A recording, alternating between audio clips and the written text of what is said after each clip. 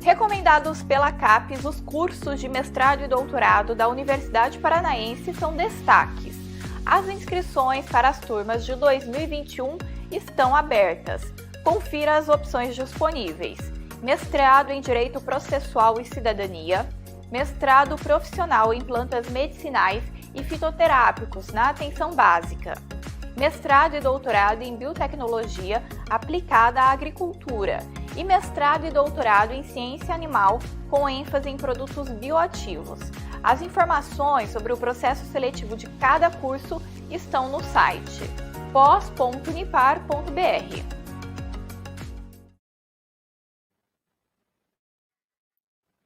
Boa noite a todos. Sejam todos bem-vindos à aula magna do curso de mestrado em Direito Processual e Cidadania da Universidade Paranaense Unipar. Ainda que estejamos passando por tempos difíceis, e aqui registramos nossos sentimentos a todos que passaram e ainda estão passando, né, por situações complicadas, de perdas tão importantes na nossa vida, nós devemos continuar, e o trabalho da academia é um contínuo e sempre uma luta para a melhoria do nosso país, da nossa sociedade.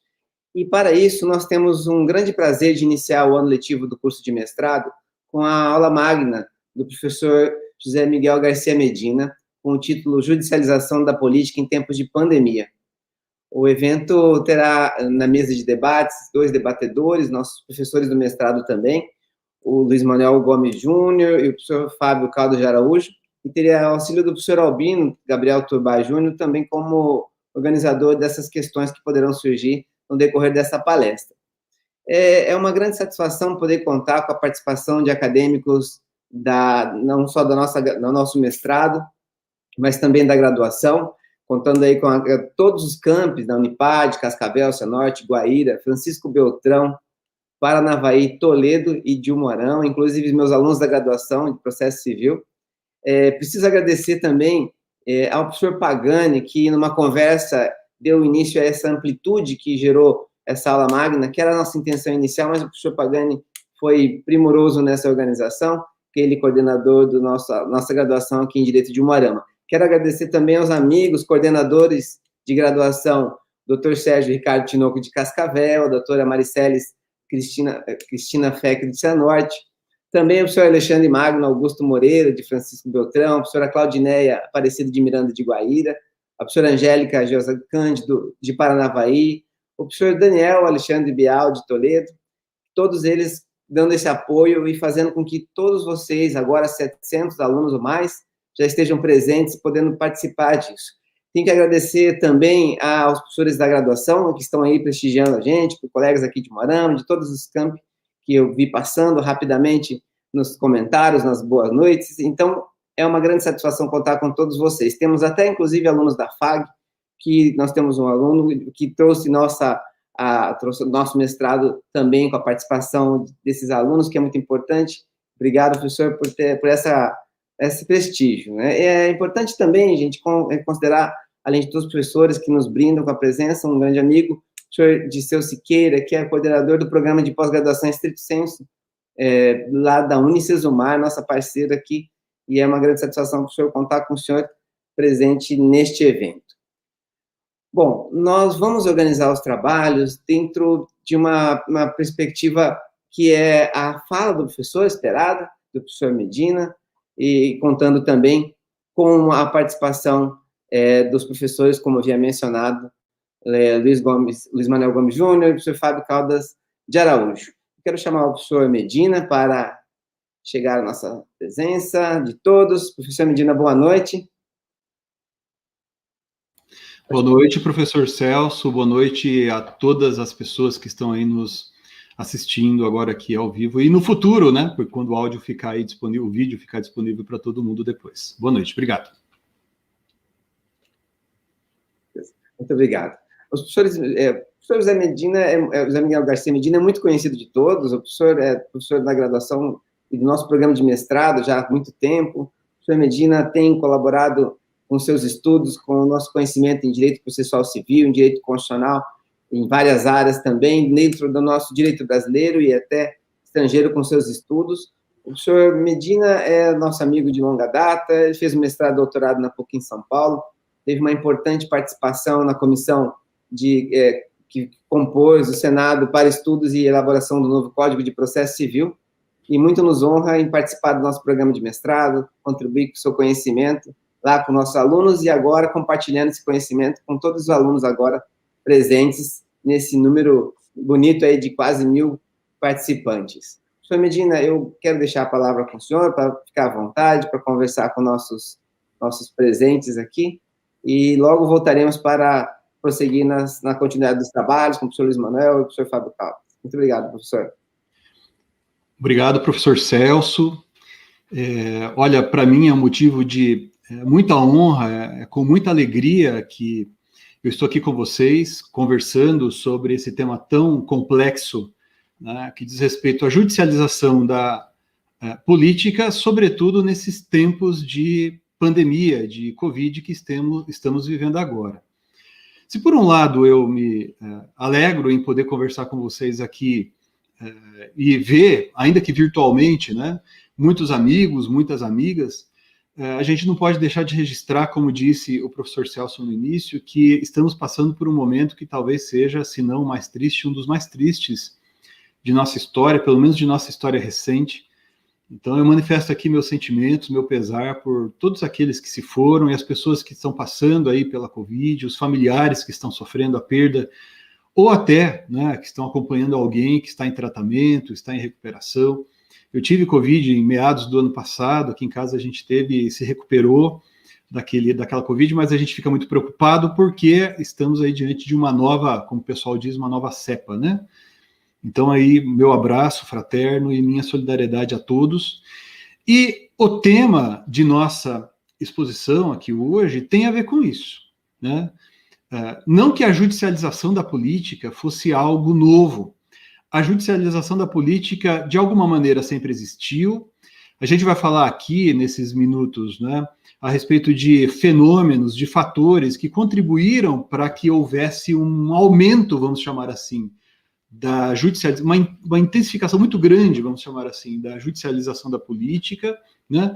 E é evidente que em momentos de crise, como esse momento agora que estamos vivendo, esse momento de pandemia, momentos de Covid, os conflitos tendem a se intensificar também, né?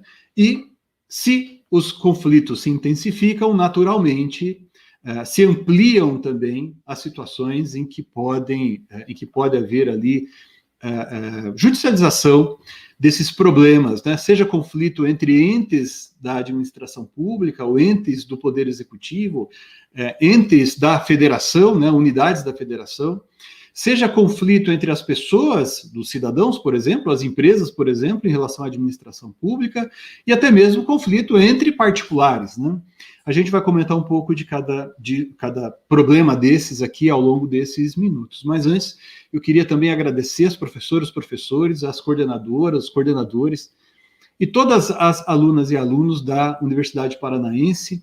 Hoje, durante a tarde, a gente teve uma reunião, um encontro muito profícuo com os alunos que estavam ingressando, né, que estão ingressando no nosso programa de mestrado neste ano. Outros a gente está esperando, né, que ingressem ainda ao longo aí das próximas semanas, dos próximos meses, e eu fiquei muito contente, né? Eu me lembrei, assim, de quando ingressei na Universidade Paranaense, em 1998, então já fazem bons anos, né, de quando ingressei no mestrado.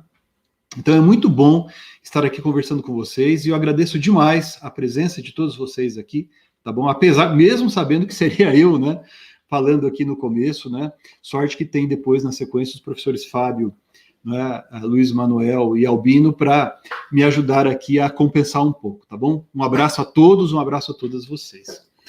Bom, pessoal, em primeiro lugar, né, me parece importante deixar claro, né, que, embora muitos de nós vejamos com alguma perplexidade o modo como os tribunais têm decidido sobre algumas dessas questões relacionadas à pandemia, relacionadas à Covid, para alguns, inclusive, isso teria, por assim dizer, um ar novo, né, uma sensação de novidade, mas o fato é, a judicialização da política não é, em si mesma, um fenômeno novo. É importante a gente ter bem claro o significado disso, ou seja, o que é a judicialização da política, e, além disso, né, o que é que significa também essa ideia de, por exemplo, ativismo judicial? Porque muita gente confunde a judicialização da política e o ativismo judicial, né? Uma coisa decorre necessariamente da outra, e de que maneira elas se relacionam?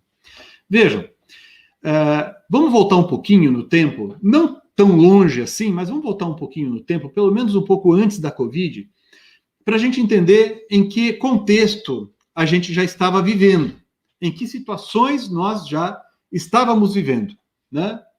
Nós já convivíamos em uma sociedade extremamente complexa, em que todas as relações jurídicas, relações sociais, relações econômicas são permeadas de situações de minúcias, né? Então, por exemplo, eu advogo muito em processo de recuperação judicial de empresa, né? O juiz tem, a outra parte tem que ter noções de economia, noções de contabilidade, noções as mais variadas. Aquele que atua na área do direito de família, né? Então o juiz não raro se vê auxiliado por pessoas de outras áreas por ocasião da decisão. Por quê? Porque os problemas são cada vez mais complexos. E além de cada vez mais complexos, ou seja, eles contêm elementos os mais variados, além disso, essas situações todas vão se transformando muito rapidamente, né? Então, os problemas são complexos e esses problemas, eles vão se transformando. Significa dizer que uma solução que eu havia pensado para um determinado problema, no começo deste século, por exemplo, ela pode ficar ultrapassada muito rapidamente, né? Então, as ideias envelhecem muito rapidamente, né? Então, vejam, isso já era assim antes da pandemia, antes da Covid.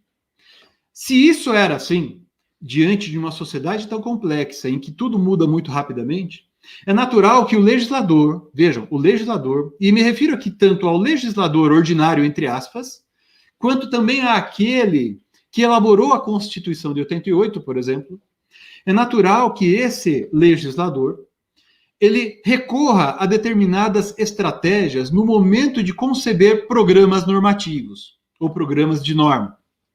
Então, por exemplo, também nesse contexto pré-pandemia, nós já estávamos vivendo, né, com problemas relacionados a saber como fundamentar uma decisão judicial diante de uma sociedade tão cambiante e se esse problema, né, tem que ser resolvido à luz de uma regra jurídica, de um texto do Código Civil, por exemplo, que é vago. Um texto no Código de Defesa do Consumidor, por exemplo, que é vago. né, uma norma administrativa que contém em seu bojo um texto com conteúdo vago, um texto com conteúdo indeterminado.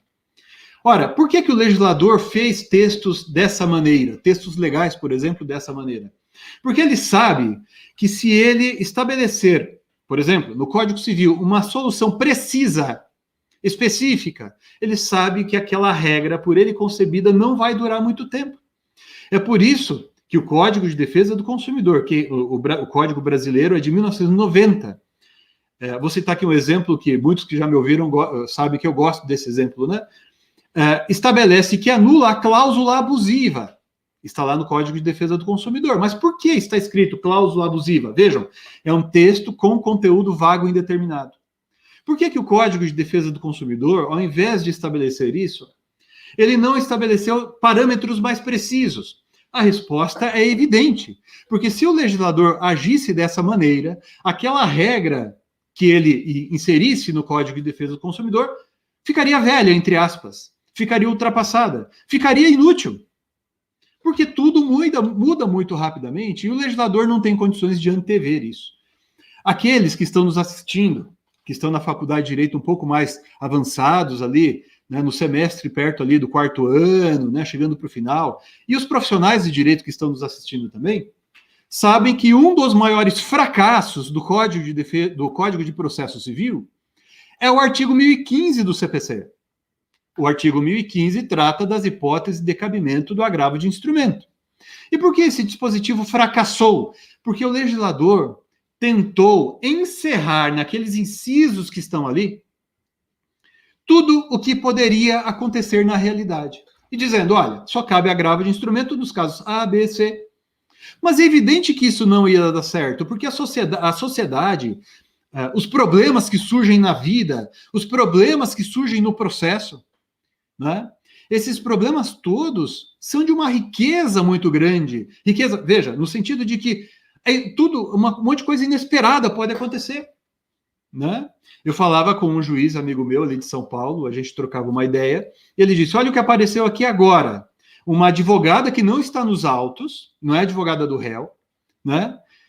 Veio aqui no gabinete dizendo que o prazo que deveria ser cumprido, um prazo importante de contestação pelo amigo dela, que é advogado também, ele não ia conseguir cumprir porque ele estava sendo entubado por conta da Covid. E ela estava desesperada porque não sabia o que fazer, etc. e tal, e não tinha acesso aos argumentos de defesa. E aí o juiz disse, olha, isso não está desse jeito na lei, mas eu vou, de alguma maneira, suspender o prazo aqui. Né? Ele me antecipou que provavelmente faria isso. Olha só que coisa esquisita, diferente, né? Não é comum. Então, vejam, a sociedade por si já muda muito rápido, já mudava muito rapidamente, né? E somando-se a isso tudo, pessoal, a gente tem a Constituição de 88. A Constituição Federal de 1988, ela tem algumas características bem peculiares. Ela surgiu no começo desse movimento, né? No começo desse contexto histórico em que vivemos, que muitos chamam de pós-modernidade, muitos chamam de modernidade líquida, né? Num contexto em que saíamos de um regime de exceção, e daí então o Constituinte, num primeiro momento de democracia, né? Eu ouvia, inclusive, uma palestra daqueles que participaram, eles diziam, olha, em determinadas situações em que a gente não tinha como resolver por um acordo qual direito prevaleceria, a gente inseria um texto vago na Constituição, para que lá na frente um juiz interpretasse da maneira mais apropriada. Então, por isso, dentre outros fatores, é que a nossa Constituição foi elaborada também observando esse modelo, digamos assim, de construção de programas normativos. E interessante observar que a nossa Constituição, que é considerada por muitos, inclusive de fora do Brasil, uma das mais avançadas do mundo, ela se assenta em um tripé. A gente costuma dizer que a Constituição, né, o nosso sistema, entre nós vivemos em um Estado constitucional, democrático e de direito.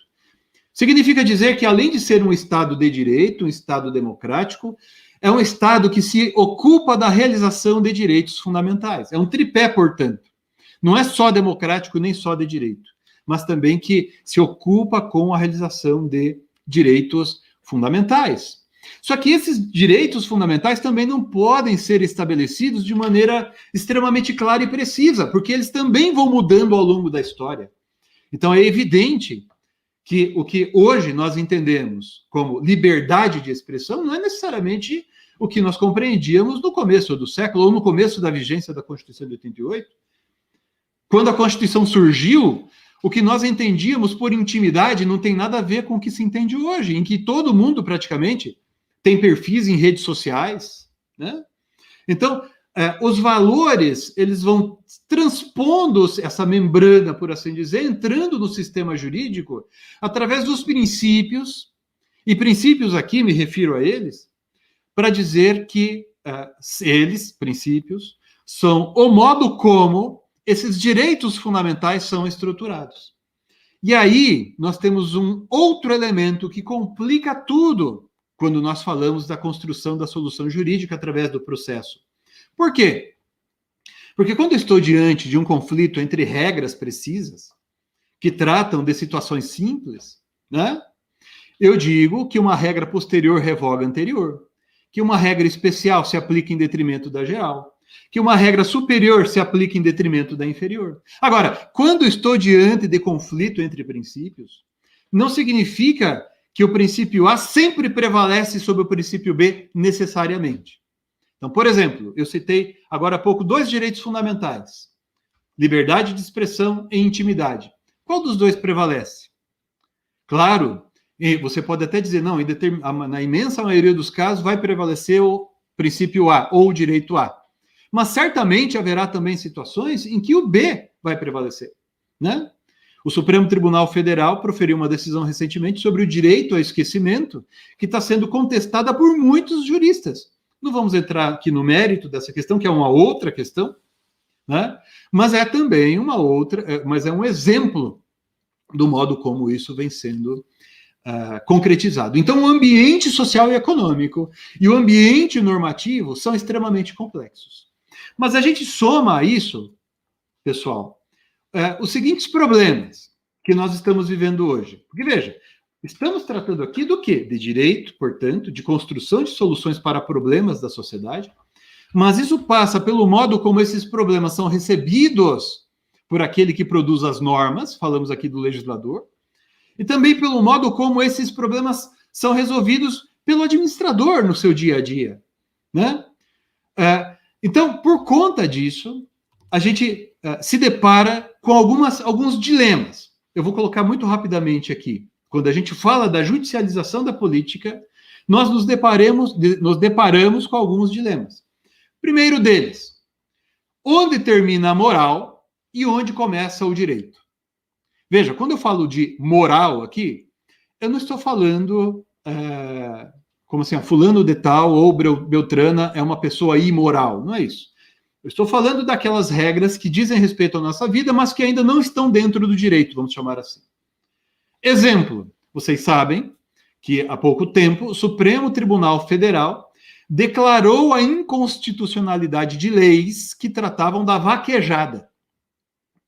Vejam, até bem pouco tempo atrás, esse assunto sequer seria considerado um assunto jurídico, mas foi um assunto jurídico e o Supremo declarou a inconstitucionalidade de lei que autorizava a vaquejada. Depois houve um backlash, porque houve uma emenda constitucional que contemplou, posteriormente, a possibilidade de realização da vaquejada, né? E muitos dizem que essa emenda é inconstitucional.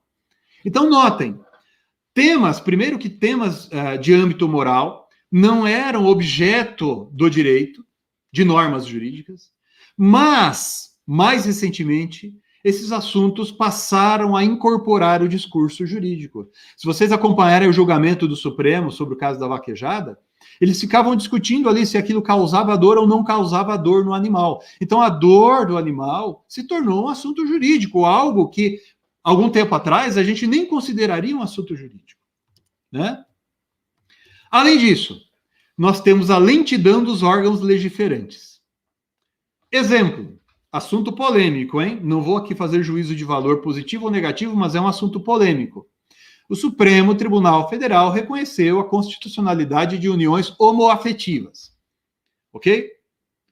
Uniões homoafetivas. Apesar de o texto constitucional falar em casamento entre homem e mulher. O Supremo acertou ou errou? Veja, pessoal, o Supremo justificou a sua decisão no fato de o poder legislativo estar demorando demais. E é evidente que porque notem bem, eu falei que a nossa Constituição reconhece direitos fundamentais. A nossa Constituição é cheia de programas, né? Cheio de programas. Então, a partir do momento, por exemplo, que a Constituição Federal reconhece que eu tenho direito a um ambiente sadio, né?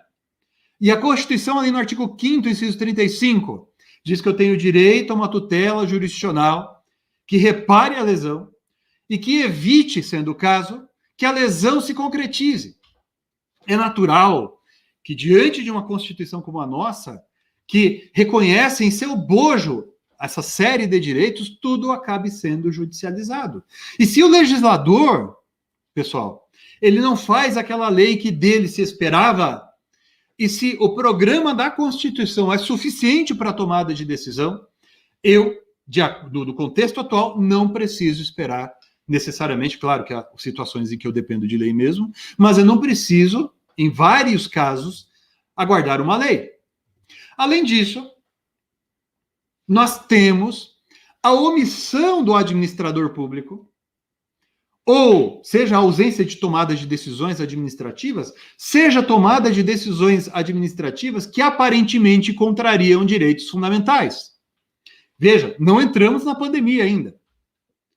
O maior exemplo, e eu vou citar apenas esse exemplo, teríamos vários outros exemplos, o maior exemplo é a judicialização da saúde. Apesar de o Supremo Tribunal Federal, assim como o STJ, terem ou estarem decidindo periodicamente, né, a respeito do tema, eles estão plasmando uma jurisprudência sobre a matéria, nós não temos absoluta segurança sobre uma série de questões relacionadas à judicialização da saúde, né? Aí, pessoal, muitas pessoas dizem assim, há um ativismo judicial. Veja, em determinadas situações pode haver, e de fato há, um ativismo judicial.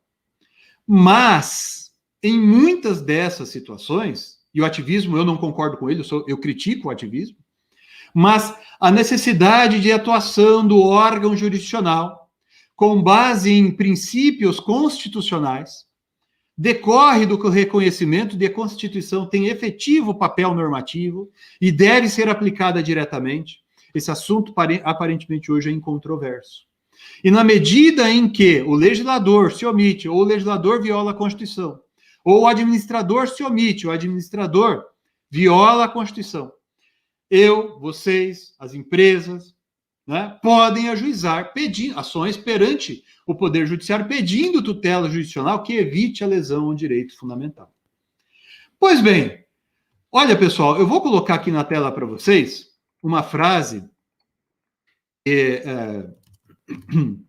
um pensador bastante conhecido, falecido há pouco tempo, né, chamado Zygmunt Bauman,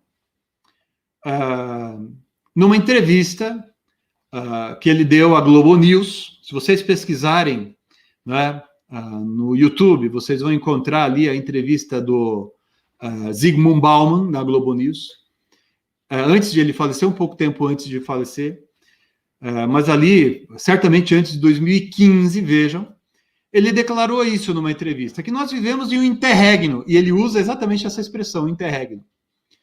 E ele usa essa expressão para indicar o seguinte, que a gente já vivia, em uma situação em que o modo antigo de pensar já não resolvia os nossos problemas. E os novos modos de resolver problemas ainda não foram inventados. Isso, dizia ele, é o interregno. Eu tomo a liberdade de dizer a vocês, e tomo pedindo todas as vênias ao professor Zygmunt Bauman, né, saudoso, muita gente gostava dele, muitos de nós temos livros dele, ele que inventou aquela ideia de modernidade líquida, né?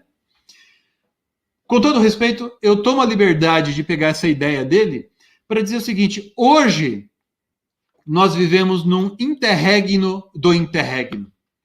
Já vivíamos no interregno, ou seja, nós estávamos como que tateando na escuridão, procurando soluções ou modos de pensar em soluções para os dilemas da vida, da sociedade, da economia, das famílias, dos contratos, dos direitos de propriedade, do direito à saúde, do direito da natureza e assim por diante.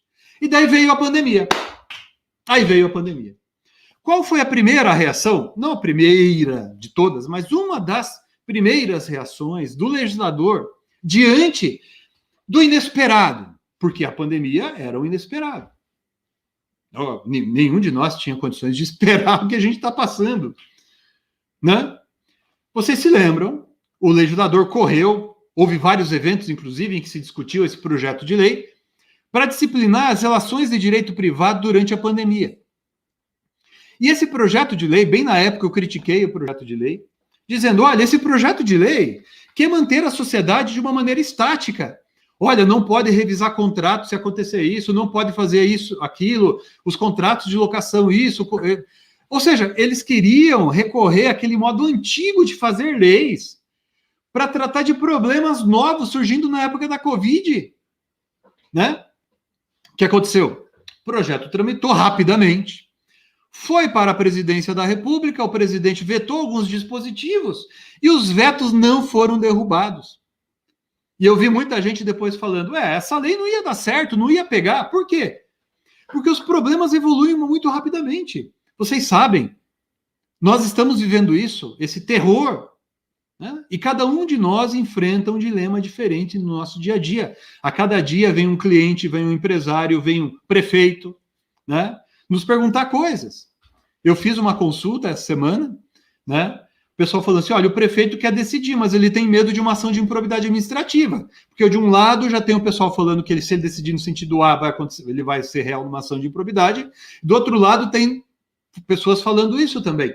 Então nós estamos no interregno do interregno, ou se preferirem, no aprofundamento do interregno, né? Com o propósito de alguma maneira, e eu já estou acabando essa minha primeira parte, pessoal, com o propósito de alguma maneira, se mitigar ou se reduzir a incerteza, a insegurança a respeito desse saber, né? Como a Covid deveria ser considerada pelos administradores públicos, né, nas tomadas de decisão, coloquei na tela para vocês, foi aprovada pelo Congresso Nacional e sancionada, e depois passou por algumas reformas, a Lei 13.979 de fevereiro de 2020. Percebam, uma lei bem no começo do ano, tratando das medidas de enfrentamento de emergência de saúde pública, né, decorrentes ali da Covid, a pandemia da Covid. Interessante, né, pessoal? Porque essa lei, embora bem intencionada, pode-se até mesmo dizer que é uma lei muito bem feita, muita gente tem elogiado essa lei, porque apesar de ter sido feita tão rapidamente assim, ela não tem tantas lacunas e tal. Isso não evitou que surgissem várias polêmicas, né? Por quê? Porque essa lei também, uma vez reconhecida a força normativa da Constituição, né? Nós acabamos tendo que reconhecer que todas essas leis, assim como essa, assim como a 14.010, aquela que eu critiquei há pouco, lá das relações de direito privado, essas leis todas são interpretadas à luz da Constituição, né? Então, quais problemas nós vimos acontecendo, mesmo apesar de a lei ter sido aprovada, né? Nós vimos, num determinado momento, um dos chefes de poder executivo dizendo, não, apenas eu vou decidir a respeito. E daí o município, o Estado, queria também tomar suas decisões nos determinados locais.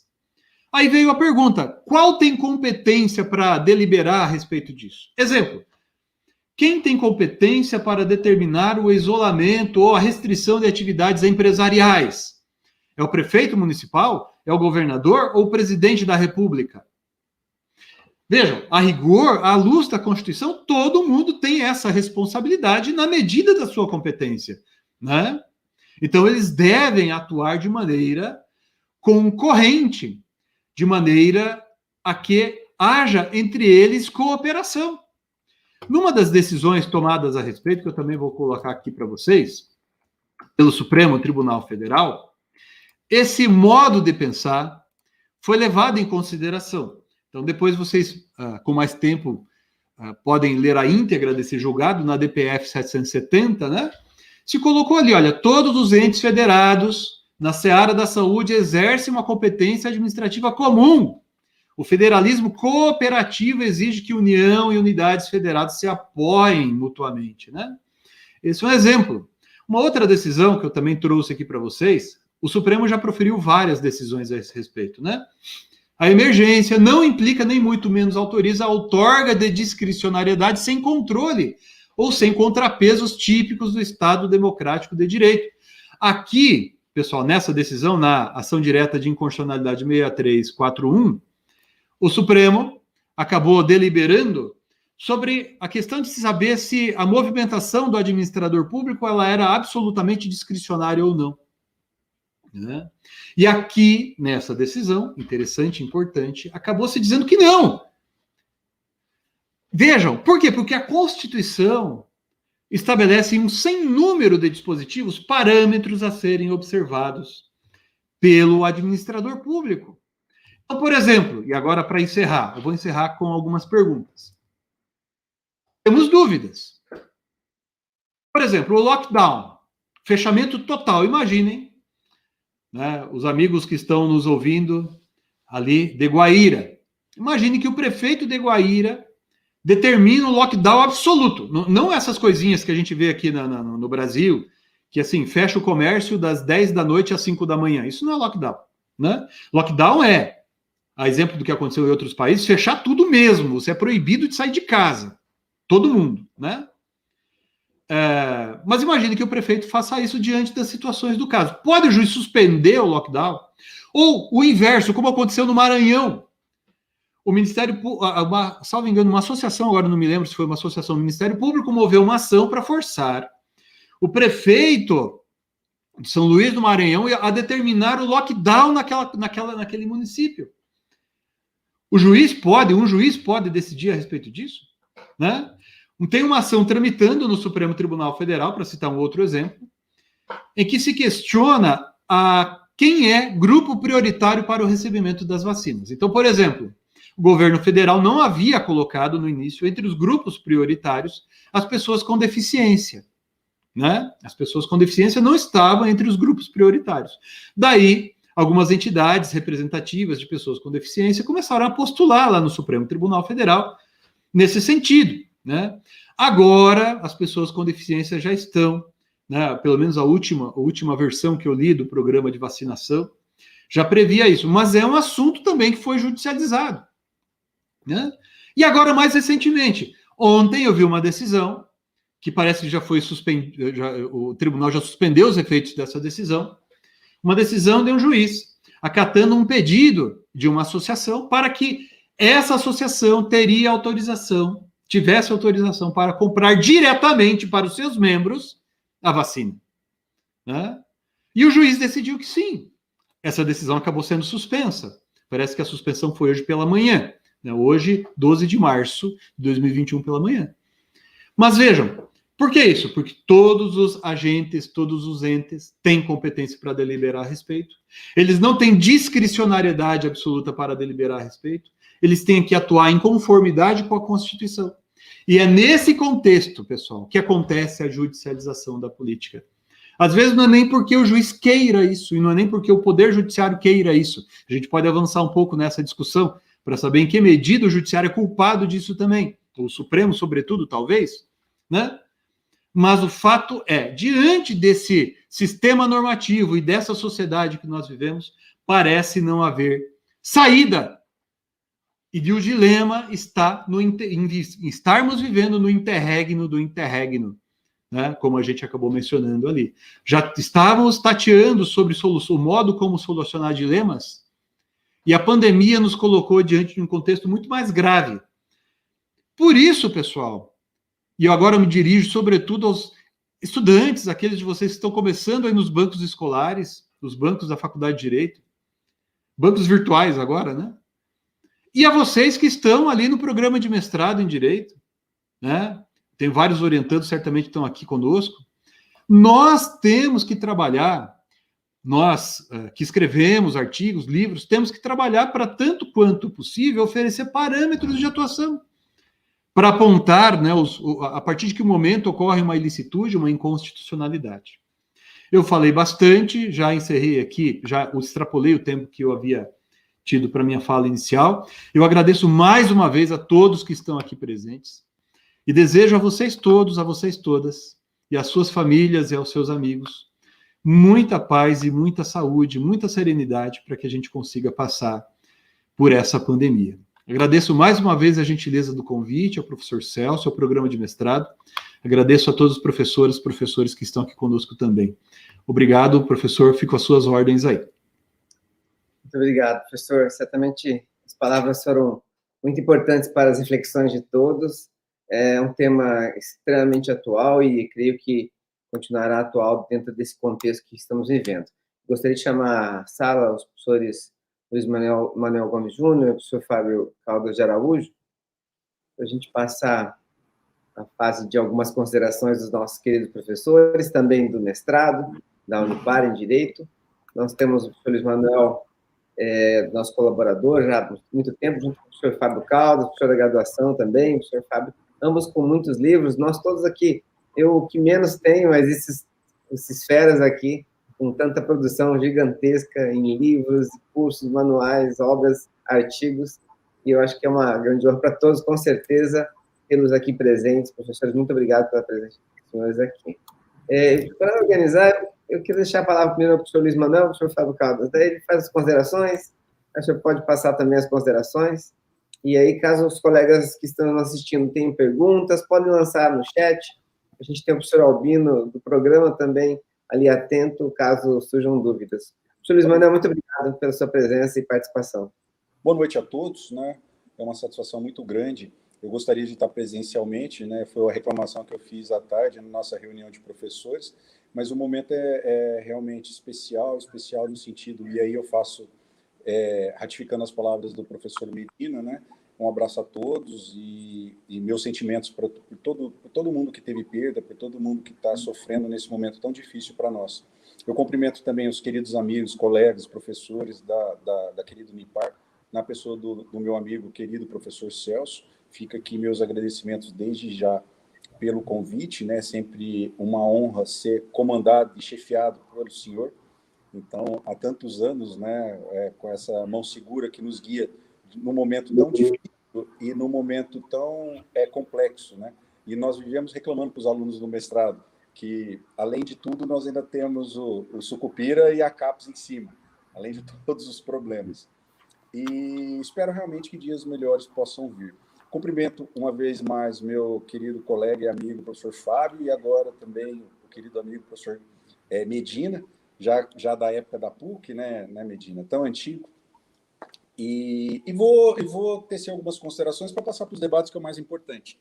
O primeiro ponto é que o semestre passado eu tive a oportunidade de estudar esse tema no doutorado, Medina. É um tema extremamente complexo, né?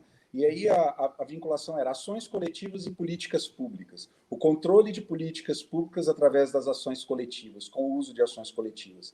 E realmente uma situação surreal. Os alunos de graduação e os alunos de mestrado, eu acho que uma parte importante que é interessante, que eu sempre discuto aqui em casa e discuto com os alunos, que quem não gosta de política é governado por quem gosta, né? Então, essa história de falar que eu não gosto de política tem como efeito ser governado por quem gosta.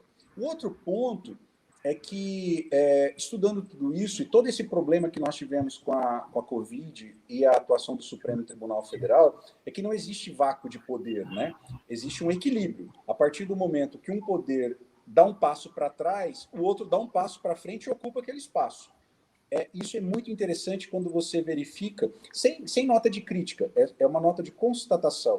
Quando o governo federal deixou de agir o ano passado, o Supremo agiu. o Supremo agiu e autorizou que outros agissem, né? Alguém tem que fazer alguma coisa. Então, se aquele que deveria fazer não faz, alguém vai fazer. Isso é muito interessante. O outro ponto que o professor Medina falou, né? Isso também é uma coisa que nós sempre estamos debatendo no mestrado, é o problema dos conceitos vagos. O Medina falou bastante sobre isso. Eu gostaria de realçar que essa história do conceito vago é uma evolução muito grande. E, às vezes, os alunos, em graduação, eu acho que eles não conseguem entender isso muito bem, e quando eles vão para o mestrado, eles já conseguem captar. Por que o legislador deixou essa margem tão ampla, né? Boa-fé, deixou função social, deixou determinados valores sem uma especificação. E o Medina usou o Código de Defesa do Consumidor, cláusula abusiva. Primeiro, por uma questão muito simples, né? O legislador não consegue prever tudo. Então, se ele quer prever todas as hipóteses, basta ver, e os alunos do último ano de Direito percebem, no agravo de instrumento, né? Vocês tentaram colocar o agravo de instrumento como números clausos, e no final das contas não funcionou, né? Não, temos que estender essa questão. Por quê? Porque eu não consigo prever todas as hipóteses. Então é interessante, quando o legislador permite as cláusulas abertas, ele confia, isso aí, Fábio, é uma questão interessante. O legislador, toda vez que usa essas cláusulas abertas, seja em sede constitucional, seja em sede infraconstitucional, é um voto de confiança nos juízes, né? É interessante isso, porque basta pensar, quanto mais cláusula aberta eu uso, mais confiança eu tenho no judiciário. Porque se eu tenho um judiciário que eu não tenho confiança, eu uso cláusula fechada. Eu procuro delimitar exatamente o jeito que eu quero. Basta o exemplo, pessoal, que nós usamos é pós-Revolução Francesa. Havia uma desconfiança muito grande com o corpo do Poder Judiciário, que era nomeada pelo rei. Como que você controlava o Poder Judiciário? Usando cláusulas fechadas. O Judiciário tinha que atuar dentro daquelas estreitas limitações colocadas na lei. Então, as cláusulas abertas me parece que é uma grande evolução do direito. E nós temos que, ao tratar de políticas públicas, ao tratar do controle de políticas públicas com o uso do Poder Judiciário, deixar claro a relevância dessas cláusulas abertas. E aí, só para a minha última observação que eu gostaria de fazer para poder passar para o professor Fábio, depois nós podemos responder questões, nós estudamos um caso que eu acho bastante interessante, que para mim é o caso que demonstra toda a falência nossa como sociedade. É o caso do chuveiro e da água quente. Não sei se vocês lembram dessa hipótese, né? Nós estudamos isso no doutorado. O que é? Uma ação civil pública, aqui no estado de São Paulo, eu estou com o acórdão aberto, para quem tiver curiosidade, é o recurso especial 15.37.530. 15.37.530 de São Paulo. Esse caso me mostra a nossa falência como sociedade. Esse caso discute se preso tem direito de tomar banho quente. Então, imagine, que sociedade é essa que nós vivemos, que nós vamos ter que ajuizar uma ação civil pública, que tramita durante 10 anos, que até hoje não conseguiu se efetivar. A ação é de 2014, ela chegou no STJ em 2014, o acordo é de 2017, publicado em 2020, Medina. Foi julgado em 2017 e publicado 3 anos depois, para garantir que preso tenha banho quente. E aí os alunos, eu falo assim, olha que interessante, né? E aí você faz com que os alunos parem para pensar. Eu falo que eu quero que vocês peguem durante 3 dias, só 3 dias. Na hora de tomar banho, tome banho gelado. 3 dias. Sem a opção de esquentar a água. E parem para pensar que tem pessoas que vão ficar durante anos e anos tomando banho desse jeito, sem nenhuma outra opção. Quando tem o banho para tomar. Então, que sociedade é essa que eu estou discutindo? O mínimo, né? O direito de alguém que está encarcerado de tomar um banho quente. Então, isso aqui, quando se fala em controle de política pública, né? Esse é um exemplo. Eu usei uma ação civil pública para obter o controle de uma política pública, qual seja, obrigar o Estado de São Paulo, o mais rico da federação, o que deveria ter a melhor estrutura, né? Porque é o mais rico. Que história é essa, né? E a dar banho quente para os seus presos. Né? Não estou discutindo, olha, eu não estou discutindo alimentação, eu não estou discutindo direito de visita, eu estou discutindo higiene, o mínimo do mínimo. E para isso eu tive que acionar o Poder Judiciário, um processo que demorou 5 anos em primeira instância, 3 anos no STJ só para poder conseguir publicar o acórdão. E agora, professor Celso, quando foi para cumprir o acórdão, o governo do Estado de São Paulo falou que não poderia cumprir, porque ele está revertendo todos os recursos para a Covid. E o presidente do tribunal suspendeu de novo a decisão afastando o cumprimento. Então, nós temos muito que evoluir enquanto sociedade. E esse exemplo, para mim, mostra a nossa falência. Mas, assim, é a intervenção inicial que eu gostaria e fico à disposição para os debates. Muito obrigado, professor. Ótimas palavras e considerações. Professor Fábio Caldas. Boa noite, eu agradeço o convite, né? Faço aí uma homenagem aí, realmente à Unipar aí nesses 50 anos, né? Vi agora, porque estou praticamente completando 50 anos neste ano, então estamos aí chegando numa jornada da própria instituição que é muito interessante, né? E também num período muito difícil, né? Um período que tantos, né, passaram, né? Eu mesmo na minha família passei por perdas, né? Nesse período de pandemia. Então realmente é um período de grande dificuldade, né, que nós estamos passando, e uma dificuldade que abrange o campo econômico, o campo emocional, né, o campo social. Então nós observamos que é um período sui generis, né? E esse debate agora, né, que foi propiciado, ele é muito importante, né?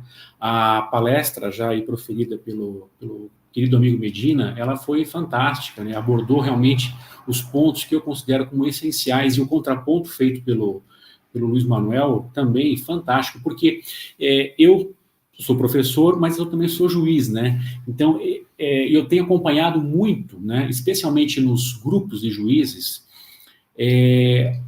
o viés das discussões, né, que estão sendo encaminhadas não só para essa questão específica da pandemia, mas exatamente para esse ponto que foi muito bem colocado pelo Medina e pelo Luiz Manuel, que é a questão do conceito vago, né? Então, eu até discutia isso ontem na aula com o quinto ano. Eu vejo assim de uma maneira bem cronológica que nós passamos aí pelo século XX, especialmente no Brasil. No Brasil nós tivemos, na minha humilde opinião, duas questões que foram extremamente pontuais em termos de avanços processuais nessa discussão.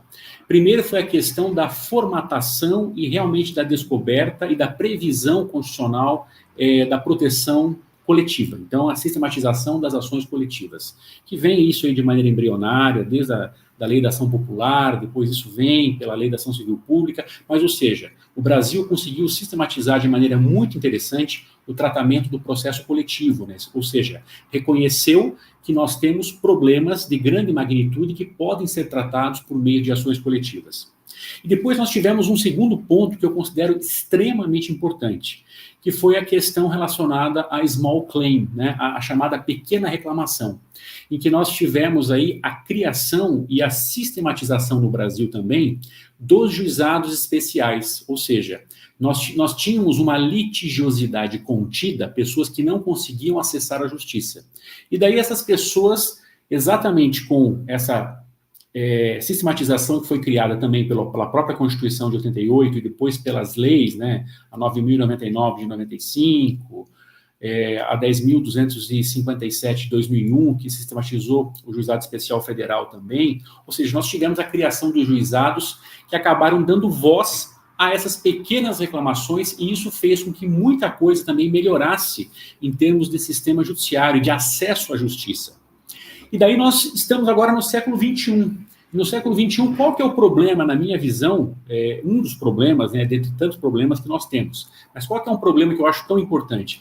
É exatamente este ponto colocado pelo Medina e o contraponto do Luiz Manuel. Ou seja, hoje nós temos uma descoberta no final do século XX no Brasil dos direitos fundamentais. Apesar, lógico, disso já estar na Constituição de 88, mas essa questão de você provocar a eficácia dos direitos fundamentais de maneira direta, ou seja, isso é algo relativamente recente no direito brasileiro, quando nós comparamos com uma história do direito alemão, com uma história do direito europeu.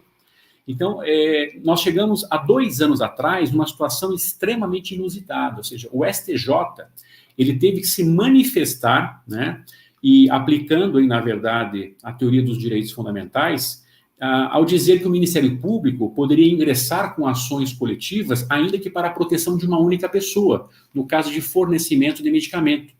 Ou seja, se você busca uma solução dentro das ações coletivas, se você busca uma solução dentro do CPC, uma solução dogmática, você não encontra essa solução.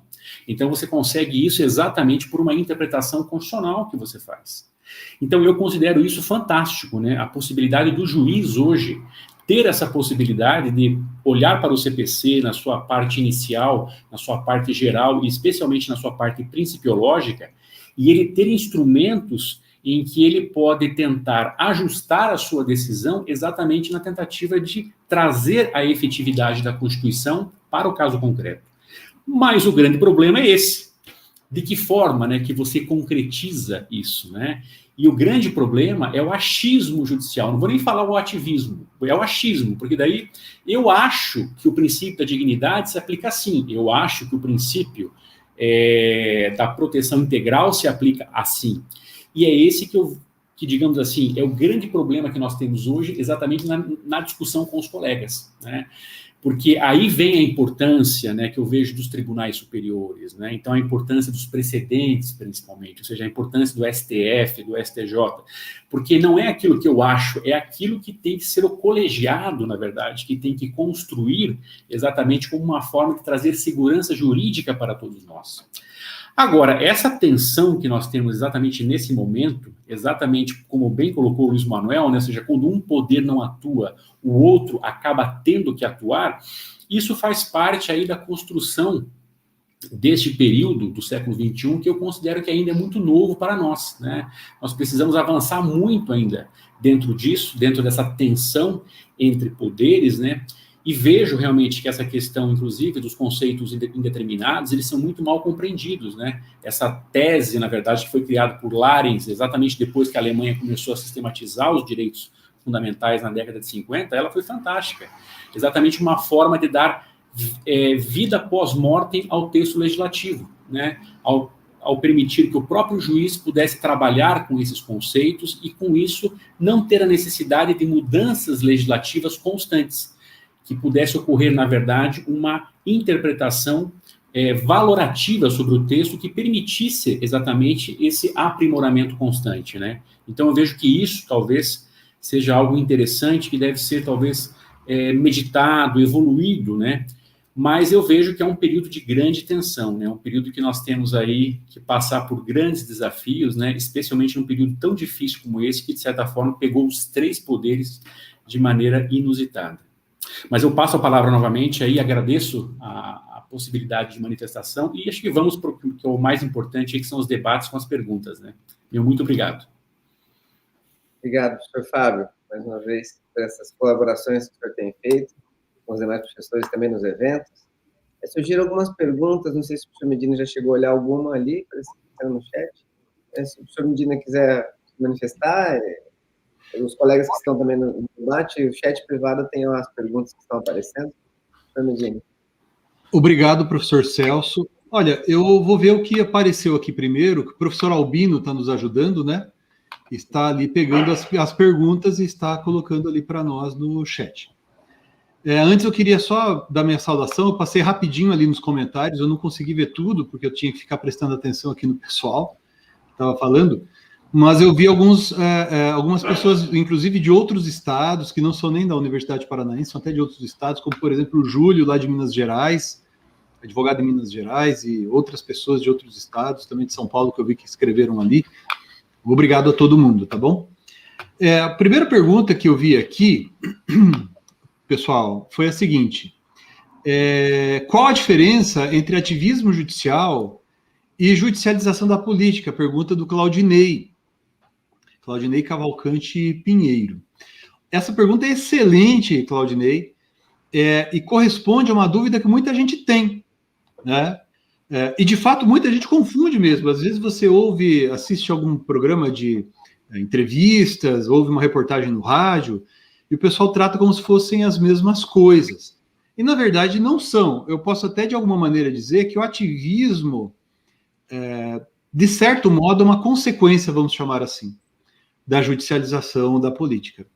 A judicialização da política acontece, como nós vimos falando há pouco, porque a Constituição e as leis contemplam direitos e contemplam deveres, certo? Então, por exemplo, a Constituição Federal fala da eficiência da administração pública. E a partir do momento em que a Constituição Federal fala da eficiência da administração pública, muitos autores, como por exemplo o professor Nelson Neri, que foi meu professor do pessoal que está aqui também, diz que não tem mais pura discricionariedade administrativa nos dias de hoje, como a ideia de discricionariedade foi prevista lá atrás, né? Foi na origem, né? Porque quase tudo poderia ser suscetível de controle jurisdicional. E daí a gente fala do controle jurisdicional de políticas públicas. Eu me lembro, numa das turmas anteriores do programa de mestrado, a gente discutiu um caso que aconteceu, inclusive, em Umuarama, que é a sede da Universidade Paranaense, que era uma ação movida pelo Ministério Público contra o município de Umuarama, para forçar o prefeito a construir uma creche, por exemplo. Né? E ele queria usar as verbas, né, que ele tinha à disposição dele para fazer outras coisas. Veja, em que medida pode o Poder Judiciário incursionar nisso? Veja, a gente sabe que há uma zona cinzenta, e sempre haverá, me parece que isso é algo intransponível, mas a gente sabe que tem extremos, né? A gente sabe que tem situações extremadas. De todo modo, a judicialização da política acontece porque as decisões que têm que ser tomadas pelos agentes políticos, sejam administrativos, sejam agentes legislativos, elas têm que observar alguns parâmetros, certo? E esses parâmetros estão, além das leis, estão na Constituição. E o Poder Judiciário, a gente gosta de citar como exemplo o Supremo Tribunal Federal, porque muitas das decisões polêmicas a gente tem visto sendo tomadas pelo Supremo, mas no direito brasileiro, pessoal, diferente do que acontece eventualmente em outros países, no direito brasileiro, todos os juízes estão autorizados a realizar o controle de constitucionalidade das leis e dos atos do administrador. Então, um juiz de primeiro grau, por exemplo, que acabou de assumir ele foi aprovado no concurso, se tornou juiz agora, e ele é juiz do interior do estado do Paraná, por exemplo, não é nem de Curitiba, né? Começando a carreira agora. Ele pode, num caso concreto, dizer que determinada regra é inconstitucional. Ele pode, em determinada situação, suspender um ato do poder administrativo, por exemplo, do poder executivo, um ato do administrador, por exemplo. Por quê? Se esse ato, de alguma maneira, estiver em contrariedade com a Constituição, por exemplo. Porque aqui no Brasil, eu não sei o número, talvez o Fábio tenha essa informação com mais precisão, salvo engano, em torno de 17 mil juízes, salvo engano. Não sei se é mais isso ou menos, mas é perto disso. É diferente da Alemanha, por exemplo, que a decisão sobre a inconstitucionalidade ou não de uma regra, né, em situações comuns, é tomada pela Corte Constitucional da Alemanha. E se o juiz tem uma dúvida sobre a constitucionalidade da regra, ele suscita isso para a Corte Constitucional. Então é diferente, o nosso sistema é diferente, o sistema brasileiro, tá bom? Então, isso leva, quase que de uma maneira automática, à judicialização. Depois daí, então, a gente vê os juízes atuando, certo? Para fazer aquilo que, aparentemente, quem deveria fazer, ou pelo menos em primeiro ponto de vista, quem deveria fazer seria o administrador, ou seria o legislador. Eu citei o exemplo das uniões homoafetivas, que o legislador não disciplinou, e daí o órgão, no caso, o Supremo Tribunal Federal, foi lá e decidiu. Foi ativismo ou não foi ativismo? Há controvérsias, porque muita gente diz que não. Ele estava atuando ali para realizar um direito fundamental. Né? Estava atuando... É o Barão que chegou aqui, entrou no escritório. Desculpa. Ele estava atuando para realizar um direito fundamental. Né? Então, é ativismo a realização de direitos fundamentais pelo órgão jurisdicional? Aparentemente não. Aparentemente, em situações como essa, o juiz apenas está aplicando diretamente a Constituição. E aplicar a Constituição não é ativismo. Mas há situações em que, inegavelmente, parece haver ativismo. Por exemplo, pode o Supremo Tribunal Federal, apesar de atuar com o propósito de realizar um direito fundamental, ele pode deliberar sobre a criação de um crime, um tipo penal que não esteja previsto na lei penal? Me parece que não. Né? Então, mas houve situações em tempos recentes que aparentemente o Supremo Tribunal Federal atuou mais ou menos dessa maneira. Aí poderemos falar, aí sim, em ativismos. Né? Se alguém de vocês tiver interesse, eu tenho um podcast, vocês podem pesquisar, e eu falei sobre decisões manipulativas e decisões substitutivas do Supremo Tribunal Federal no controle de constitucionalidade. Ali a gente falou de alguns exemplos disso. Não sei o que os demais colegas pensam sobre esse tema. E, mais uma vez, desculpa pelo Barão ter entrado aqui. Eu acho que tem uma confusão muito grande, né? Porque existe uma generalização quando se fala de ativismo judicial, né? Mas levando em consideração, né, como hoje nós estamos ainda nessa parte inicial aí, que eu considero como inicial realmente, de descoberta dos próprios direitos fundamentais e a necessidade de se fazer muitas vezes a aplicação imediata deles com eficácia vertical, e isso ocorre até dentro do processo, que ainda é, de certa forma, um pouco inovador ainda, uma zona um pouco obscura, né? E daí vejo também que é o grande problema de se fazer exatamente essa descoberta, é o grande problema de você concretizar isso na atividade judicial. Daí a importância, né? Muitos colegas, quando ocorreu a aprovação do CPC em 2015, eles falavam, pô, mas o 489 agora, né, para quem está aí no primeiro, segundo ano, terceiro ano, né, não teve contato ainda, mas o artigo 489, ele exige que a decisão judicial, ela seja fundamentada de maneira minuciosa, né, ou seja, minuciosa como? Ou seja, o juiz tem que expor os motivos pelos quais ele está aplicando uma norma infraconstitucional e, especialmente, quando ele está trabalhando com um princípio constitucional, quando ele está trabalhando com direitos fundamentais, ele tem que fazer exatamente esse trabalho de concreção, ou seja, ele tem que estabelecer dentro do plano da realidade o porquê que aquele princípio deve ser aplicado e se ele não colide com outro. E quando colide, qual é a situação mais importante naquele momento específico, né? Então, eu vejo que esse é o problema de engajamento ainda que os próprios juízes estão passando no momento de tentar trazer essa aplicação principiológica em termos de julgamentos de pandemia ou mesmo em outros julgamentos, né? É algo, assim, às vezes difícil dos juízes conseguirem absorver, mas eu acho que é fundamental, né? Porque quando nós conseguimos controlar a decisão judicial pela sua fundamentação, tudo fica mais tranquilo, né? Porque por meio do recurso, né, por meio da demonstração que aquela decisão eventualmente foi equivocada, você tem condições de corrigir isso perante os tribunais superiores, e aí você vai amadurecendo uma jurisprudência sadia, que mais tarde vai criar um precedente, muitas vezes, sobre esse fato, que, de certa forma, vai refletir um julgamento que poderá ser aplicado por outros juízes, né? Então, eu acho interessante esse ponto específico, né? Mas essa questão realmente do ativismo, nem tudo é ativismo, né? Na verdade, nós temos, muitas vezes, essa aplicação de conceitos indeterminados e a necessidade de trazer a concretude dos princípios para a realidade, né? Na verdade, eu concordo com tudo que o professor Medina falou, e o professor Fábio também, e vou acrescentar, né? Na verdade, não se pode falar que há ativismo quando eu aplico a lei. Se a Constituição garante um direito fundamental de uma maneira ampla, e isso aí, olha que interessante, quem mais reclama do alegado ativismo judicial é o legislador. O legislador afirma que o judiciário fica tomando a vez dele, né? O judiciário está legislando. Mas se o legislador permite os conceitos vagos, permite as cláusulas abertas, ele realmente está dando uma autorização para que aquela cláusula aberta seja preenchida. Claro, é claro. E aí, me parece que é um equívoco quando se fala na separação dos poderes, né? Tem uma doutrinadora portuguesa que eu gosto muito, a Maria Fernanda dos Santos Maçãs, que ela diz o seguinte, que eu violo o princípio da separação dos poderes quando eu desconsidero o núcleo essencial da autonomia dele. Agora, quando o judiciário decide, ele não desconsidera o núcleo da autonomia do legislativo. Quando o judiciário decide, é o núcleo da autonomia dele, judiciário.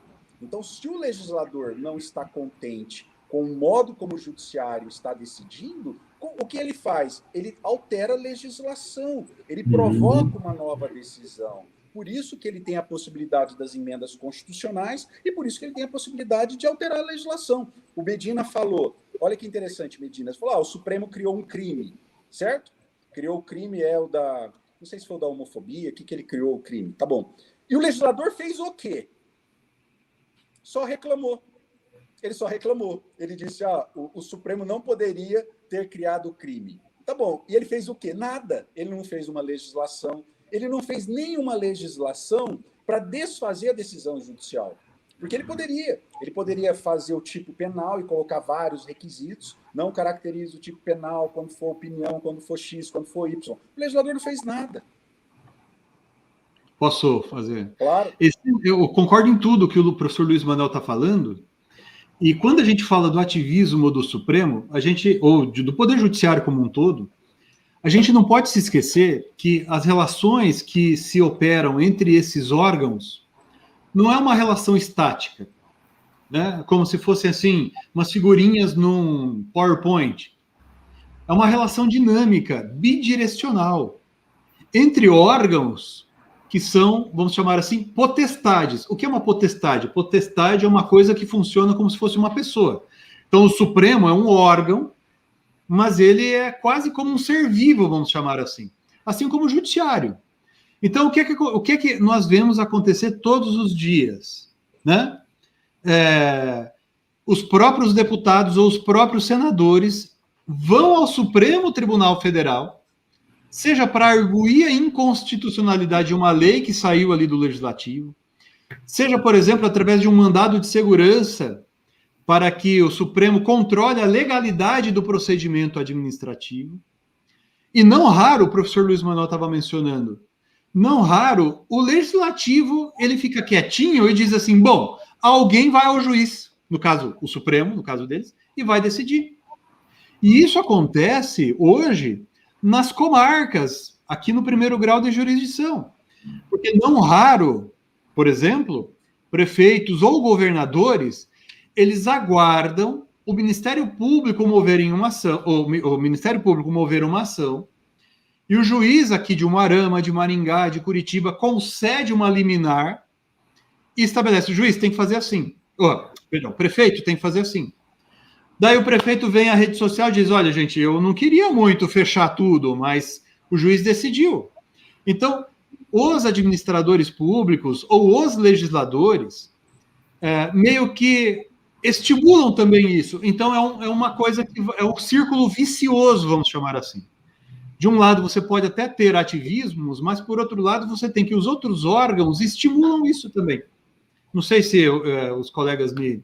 Não, isso acontece muito mesmo, até porque o juiz, na verdade, ele não é eleito a cada 4 anos, né?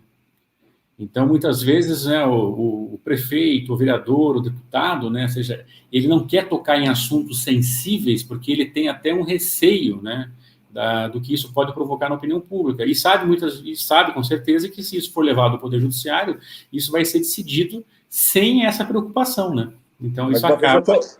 Fábio, mas é como eu falei uma vez para uma prefeita, porque se você não quer decidir, você está no lugar errado. Exatamente. Ninguém te colocou aqui para você passar o bastão para outro. Sem se você dúvida. não quer decidir, você está no lugar errado. E aí tem um problema sério, viu, Fábio e Medina? Você cria toda uma imprevisibilidade, porque no final das contas, é aquela história, né? Como teve o caso da prisão do deputado. Segunda-feira estava muito claro que a Câmara não ia manter a prisão. Quarta-feira, quinta, quando foi votado, manteve por ampla maioria. O que mudou de segunda para quarta? Tudo. É engraçado isso, né? Aí você pergunta, mudou o quê? Mudou tudo. Tudo mudou. E aí você fala, mas como mudou tudo? Mudou. Por quê? Porque a política é dinâmica. É tudo muito dinâmico. Então, o mesmo legislativo que reclama do ativismo judicial é o que mais provoca. Seja quando ele vai, o Medina falou, ele vai lá, a oposição usa o Supremo como moeda, né, para poder impor a posição dela, a oposição, a minoria, normalmente, e quando o Supremo decide, eles acham ruim. Como assim? Por que você está invadindo? E quando invade, Medina, o exemplo do crime que você invocou é perfeito, o Legislativo reclama e não faz nada. Bom, com certeza, um ponto já gera muita polêmica, né? Nós temos os acompanharam o chat que está fervendo com um monte de questionamento. O professor Albino, boa noite, bem-vindo, professor. Vem nos auxiliar aqui para selecionar mais algumas questões e já adianta ao pessoal que nem tudo a gente vai conseguir tratar hoje, né? Porque realmente o tema amplia debates ad infinito. Professor Albino, por favor, passa aí. Claro, professor Celso. Primeiro, parabéns para os nossos professores palestrantes, né, debatedores, dizer que o chat que está bombando realmente com vários comentários, né, elogiando as palestras, as falas, né, de todos os senhores, né, bem interessante. Tem várias perguntas interessantes, não, como o professor Celso falou, nós não vamos conseguir tratar de todas, mas eu peguei uma das perguntas e eu quero falar já fazendo uma homenagem, né? Nós tivemos dia 8, Dia Internacional da Mulher, e eu quero fazer uma pergunta feita pela Maristela Siqueira, e por meio dessa pergunta, né, homenagear as nossas professoras que estão presentes, coordenadoras, né, nossas alunas, advogadas presentes, né, dizer que nós precisamos reconhecer o brilhante papel que vocês têm feito na sociedade, né, e toda a grandeza que vocês têm proporcionado para nós, né, para a nossa sociedade. Professores, a Maristela, que é nossa aluna do mestrado, faz a seguinte pergunta: seria possível construir uma metodologia para a fundamentação da sentença para as cláusulas abertas? Quem? A bola é sua, Medina. Excelente pergunta. Parabéns, Maristela, e obrigado.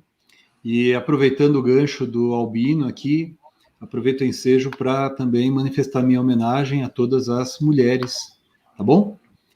É possível construir uma metodologia para a fundamentação da sentença, para as cláusulas abertas?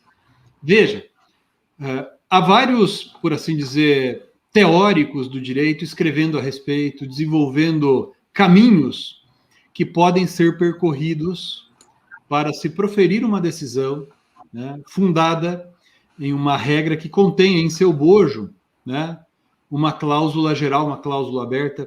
Eu tenho a impressão de que essa expressão que a Maristela Siqueira usou serve tanto para decisão fundada em princípios, quanto para decisão fundada em cláusulas gerais, quanto para textos com conteúdo vago e indeterminado. Por quê? Porque o que animou o legislador no Código, quando se elaborou o anteprojeto lá atrás, na verdade, não foi nem o legislador, foi o pessoal que fez o anteprojeto em 2009, 2010, foi o seguinte: a gente sabe que é difícil estabelecer um parâmetro a ser seguido para que se decida com base num texto com conteúdo vago e determinado ou uma cláusula geral. Não é fácil dizer qual é o caminho correto, qual a metodologia correta, ou qual a teoria da argumentação que nós vamos seguir, por exemplo. Mas a gente sabe o que não pode ser. Então, por exemplo, o que a gente via de maneira muito comum, muito frequente, eu mesmo, como advogado, cansei de ver, o juiz decidir concedendo ou indeferindo uma liminar. Exemplo, defiro porque isso contraria a dignidade da pessoa humana. Ou, indefiro porque isso contraria a dignidade da pessoa humana. Ponto. E apenas isso. Ora, as expressões dessa natureza, né, sobre dignidade da pessoa, a expressão dignidade da pessoa humana, ela é super abrangente, ela pode ter uma gama gigantesca de significados, mas o magistrado ele tem que pelo menos explicar na sua decisão judicial qual é o sentido com que ele emprega essa expressão, né? E de que maneira, no caso concreto, aquilo tem incidência, né? Então, eu não posso, se eu sou juiz, eu não posso dizer assim, julgo procedente o pedido e declara nulidade da cláusula X do contrato, porque ela é abusiva. Espera aí, ela pode até ser abusiva, mas a gente tem que explicar os porquês. Né? Eu, magistrado, tenho que explicar na sentença os porquês. Agora, veja, Maristela e pessoal, a gente costuma falar com muita frequência do dever que o magistrado tem de fundamentar a decisão judicial, explicando isso, explicando aquilo. Isso está no 489 do CPC. O Código de Processo Penal, após a reforma da lei anticrime, em 2019, agora contém também uma regra praticamente idêntica à que está no 489 do CPC. Mas isso vale também para as partes. Então, eu vejo isso como advogado. É muito comum eu pegar uma ação para contestar, por exemplo, né, uma petição inicial para contestar, e eu vejo que o autor pediu a declaração da nulidade da cláusula X porque é abusiva, e ele mesmo não explica por que é abusiva. A meu ver, esse é um tipo de inépcia. a fundamentação vaga. Se a gente olhar ali na petição, nos requisitos da petição inicial, na inépcia da petição inicial, esse é tipo de petição que, a meu ver, o magistrado deve intimar o autor para que ele corrija, explique. Outro exemplo, o ementismo. O que é ementismo? É a prática que nós temos, isso vale para todos nós, hein? Para nós advogados, para nós que somos juízes, para nós que somos promotor de justiça, que eventualmente estiverem aqui no grupo, que é dizer assim, olha, meu pedido merece acolhimento, porque a jurisprudência é nesse sentido, 2 pontos, daí vem ali 3 páginas de ementas, e você vai lendo as páginas, todas elas têm a ver com um contrato de compra e venda, mas cada ementa fala um assunto. Ou seja, nós não aprendemos ainda, pessoal, e nós temos que aprender a lidar com jurisprudência. Então, quando a gente estabelece, lá no artigo 489, que o juiz não pode deixar de aplicar jurisprudência sem explicar os porquês, isso está lá nos incisos 5º e 6º, sobretudo, do parágrafo 1º do 489, isso, com as devidas adaptações, vale também para a parte. Então, se eu movo uma ação e digo, excelência, você tem que me conceder tutela da evidência, por exemplo, ou me tem que julgar procedente o meu pedido, por exemplo, senão Vossa Excelência está contrariando a jurisprudência, eu não posso citar 20 ementas. Eu tenho que dizer o que é o sentido da jurisprudência. Então, notem, esse é um modo diferente de a gente enxergar o processo, né? Nós também, como advogados e advogadas, né, temos que nos habituar com esse modo de pensar, né? Isso vale também para os magistrados. Mutatis mutandis. Não sei o que os colegas acham. Não, eu concordo. Até porque isso eu cheguei à conclusão, e conversando muito com os alunos, é melhor você citar um acórdão bem fundamentado, e aí você coloca a ementa e coloca lá, e constou do voto, e coloca a fundamentação do voto, do que juntar 30, 40 ementas, né? Você fica aquela coisa cansativa, como se o juiz fosse ler cada uma daquelas 15 ementas que você colocou. O juiz vai ler o quê? Ele vai ler aquilo que ele acha relevante. Primeiro que, como diz o Arruda Alvim, se é tão óbvio assim, por que você está citando? Se a posição é tão clara e tão óbvia, se você precisa citar 20 ementas para poder provar que aquilo lá é óbvio, não é tão óbvio assim, né? Já começa por aí. E aí você tem que aprender, e eu falo isso para os alunos, a saber até o que você vai citar. Depende do que tribunal que você vai citar, que ministro você vai citar. Tudo isso conta. E mais, se aquilo é atualizado, né? Não adianta nada eu citar uma posição de 15 anos atrás, 10 anos atrás. Não. Então, tudo isso leva em consideração. Agora, que é complicado mesmo, e você tem razão, Medina, e provavelmente o Fábio concorda com isso, que a sentença começa na petição inicial. Uma boa petição inicial leva a uma boa sentença, né? Eu nunca vi uma petição inicial ruim, beirando a inépcia, que gerasse um bom processo, né? E eu brinco com os alunos, e falo muito isso, né? Que tem as vantagens e desvantagens de ser autor e réu, né? Porque o autor, ele delimita o campo onde o jogo será jogado. E para o réu isso é mais fácil, porque ele sabe exatamente o campo que o jogo vai ocorrer. Por outro lado, você ser o autor, você tem essa vantagem de delimitar o campo, né? Só que também você não pode sair daquele jogo. O jogo é exatamente aquilo ali. E outra, eu entendo e também defendo que, mais do que nunca, especialmente pelo dever de colaboração agora, o processo é mais do que nunca um jogo de cartas abertas. Você tem que realmente colaborar para que a decisão saia o mais rápido e a melhor decisão possível. E isso começa na inicial. Trabalhar hoje, né, dentro do direito, né, como advogado, como juiz, é realmente uma atividade extenuante, porque hoje nós temos uma tendência de petições genéricas e de decisões que também são genéricas, né? Até tem uma pergunta do professor Geraldo ali, em que ele até direcionou a mim o questionamento com relação até aos embargos de declaração, né? Então a gente observa muitas vezes que até as sentenças, né, muitas vezes os embargos, praticamente não surtem efeito também, né? Porque o juiz, com aquele volume de processos também, muitas vezes analisa os embargos de declaração e não dá realmente o exame que muitas vezes poderia até levar a uma modificação, muitas vezes, de uma situação que não foi muito bem julgada, né? Então, realmente, é uma questão que realmente precisa ser amadurecida, né, por todos aqueles que são os operadores, né, em função exatamente da questão do princípio da colaboração, do princípio da cooperação, né? Porque isso, na verdade, eu acho que é uma é um conceito aí que vem do direito alemão muito forte, né, a questão da comunidade de trabalho, né, que eles chamam lá de Arbeitsgemeinschaft, ou seja, nós temos que trabalhar todos em conjunto, né, ou seja, se não ocorrer essa coesão entre quem está no início e quem está no final, né, digamos, o processo não segue o caminho que deveria seguir, né. Então, isso realmente é muito importante, essa conscientização de construir uma boa petição e o juiz também ter essa consciência da necessidade de dar uma sentença limpa, né. Eu me recordo até nas aulas com o professor Donaldo Armelin, junto com o professor Celso, em que o professor Donaldo Armelin, já falecido, né, um grande processualista, um grande professor da área de execução, ele falava que as melhores petições uma das melhores petições que ele já tinha lido no TJ de São Paulo era do falecido professor Teotônio Negrão, né? Muitos dos alunos aí utilizam o Código de Processo Civil também do professor Teotônio Negrão, e as petições dele não ultrapassavam 3 folhas, na sua imensa maioria. Então, ele era uma pessoa extremamente objetiva, né? Colocava o fato, o fundamento, fazia o pedido e, excepcionalmente, colocava uma jurisprudência que realmente fosse relevante, né? Então, como isso é importante para que o processo realmente possa ter uma marcha célere e também para que o juiz também tenha condições de dar uma boa sentença. Sim. Professor Celso. Desculpa, professor Manuel. Não, eu lembro 2 casos que me marcaram na época do mestrado, da época do doutorado.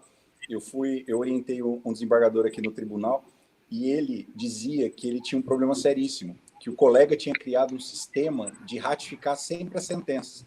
Então, ele tinha montado um acórdão padrão que confirmava sempre a sentença. Então, ele tinha que pedir vista de todos os casos, porque ele era o segundo juiz, para poder rever o caso, estudar o caso e fazer um voto. Então, ele falava que ele era dupla, ele tinha 2 vagas naquela Câmara, porque ele tinha que ficar fazendo isso. Mas é uma coisa, viu, Fábio, que continua. Me marcou bastante faz uns 15 dias eu fui ler um acórdão e é engraçado, né? Nós estudamos processo a vida inteira. Eu li aquele acórdão, achei aquele acórdão esquisito. E aí o sócio que cuida do caso falou assim: mas por que você está olhando desse jeito? Eu falei: você acredita que esse acórdão serve para qualquer caso? Porque eu comecei a ver o jeito que ele fundamentou. Se ele trocasse o nome, qualquer caso aquele acórdão serviria. Eu li aquilo, eu achava esquisito. Eu falei: mas ele não tratou de particularidade nenhuma do que foi falado, né? Daí você foi ver, não, ele montou um acórdão padrão, que se ele trocar os nomes, serve para qualquer situação. Então, por isso, Medina, que há essa reclamação nossa, né, enquanto advogados, do problema da fundamentação. Porque não é porque o acórdão tem 6, 7 laudas, e aí eu escrevi um artigo que saiu na última RT, né, que uma aluna do doutorado, a diferença de fundamentação com motivação.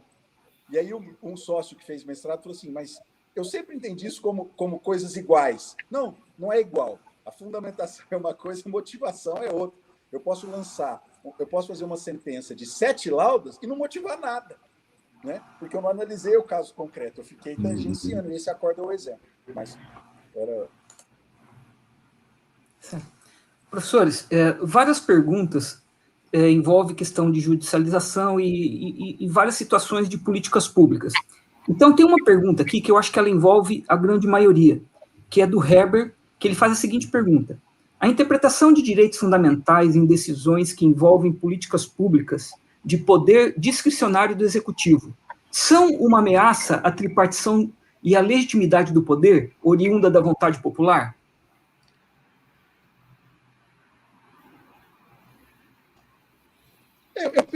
Deixa eu começar, Medina, depois você termina. Claro. Eu só acho que há um equívoco nessa história de separação dos poderes, né? Os poderes, na verdade, não existe poderes, né? O poder é um só, você entendeu? O poder é um só. Nós fazemos essa divisão entre judiciário, legislativo e executivo para facilitar a administração, para facilitar o funcionamento. Mas por isso que eu volto naquela primeira fala minha, de que há um núcleo essencial, claro, mas fora disso, há uma intersecção mesmo. O judiciário decide e pode reconhecer a inconstitucionalidade das leis, colegas, alunos, mestrandos. E aí teve uma pergunta interessante, né, Medina? Se o legislador poderia repetir uma norma julgada inconstitucional. E a resposta da doutrina foi sim, porque é a única forma de provocar o judiciário de novo para verificar se ele concorda ou não concorda, se ele mudou de posição.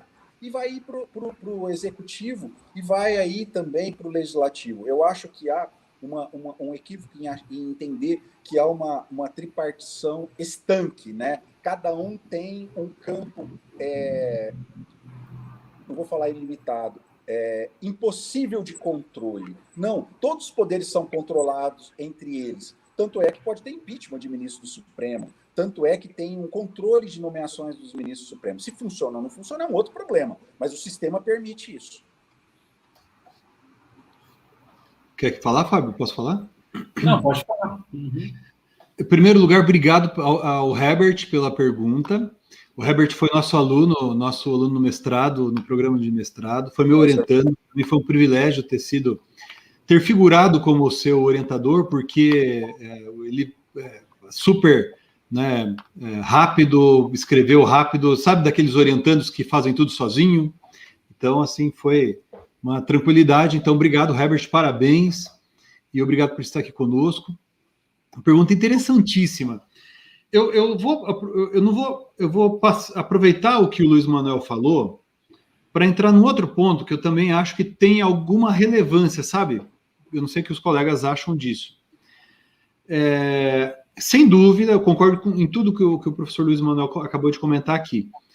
Mas o que às vezes me parece é que os tribunais, e no caso particularmente o Supremo Tribunal Federal, ele tem exacerbado, tem ido além daquilo que se espera de um órgão jurisdicional quando profere decisões. O que eu quero dizer sobre isso? Por exemplo, houve um habeas corpus, certa feita, em que estava ali em questão uma pessoa que estava portando X gramas de maconha.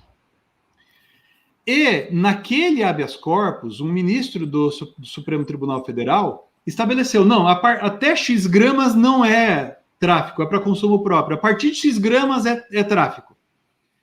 Veja, e daí ali, nessa decisão já falou da política carcerária, disso, daquilo, e um monte de situações sociais.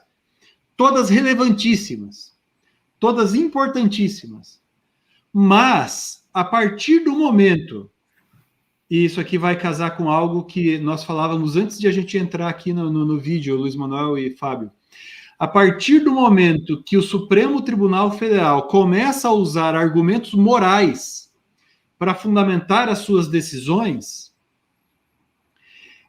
o cidadão, mesmo eu, não apenas o cidadão, eu, advogado, eu, professor, eu passo a ter a impressão de que esses argumentos morais, agora em diante, eles podem fazer parte do discurso jurídico.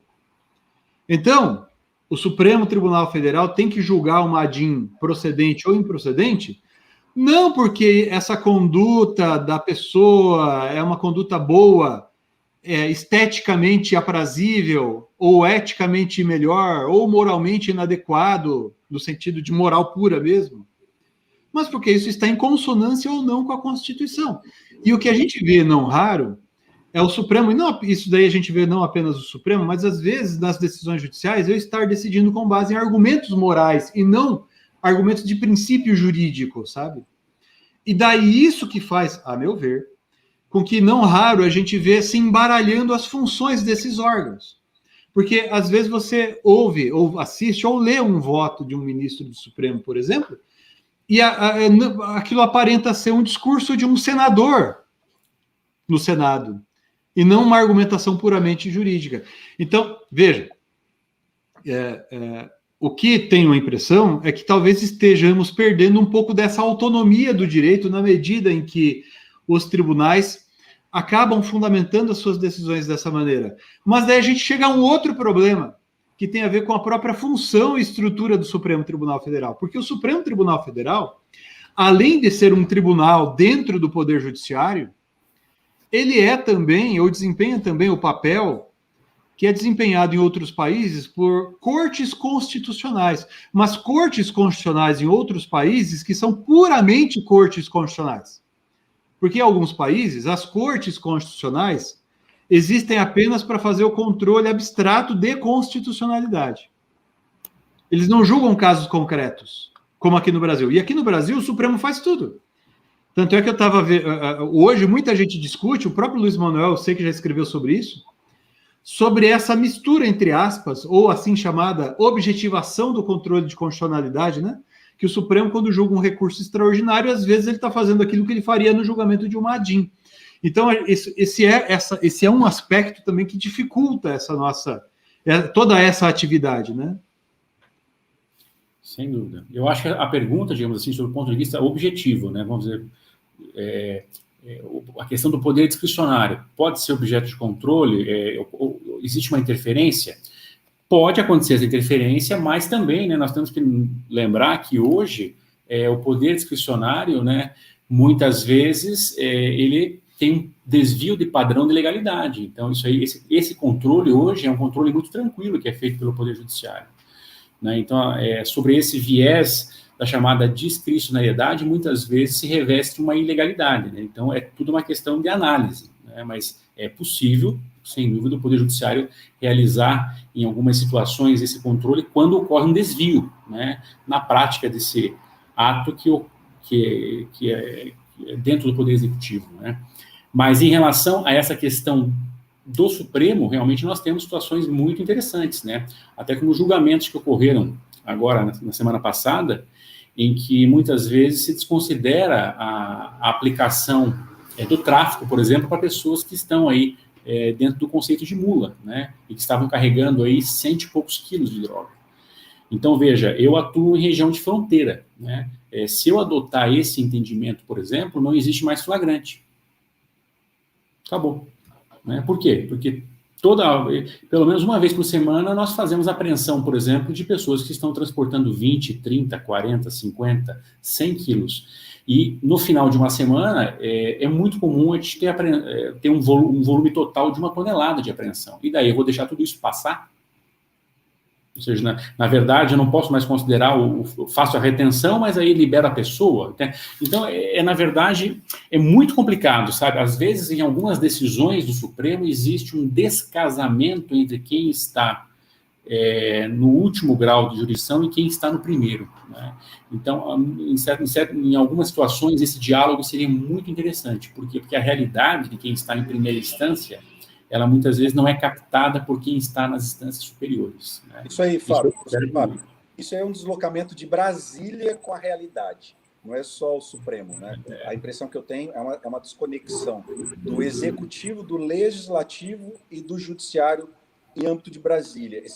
Essa desconexão com a realidade. Você está com razão. Bem isso, né?